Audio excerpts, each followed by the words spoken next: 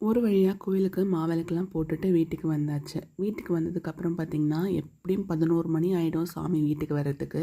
11 மணி வரைக்கும் சாப்பிடாம இருக்க முடியாது. ஸோ அந்த கேப்பில் பொங்கல் வரிசையில் வந்த பழம்லாம் அப்படியே இருந்தது. எப்படி இருந்தாலும் பொங்கல் முடிஞ்சு ஊருக்கு கிளம்பிடுவோம். ஊருக்கு கிளம்பிட்டா அப்படியே அந்த பழம் ஃபுல்லாக வேஸ்ட்டாக தான் ஆகும்.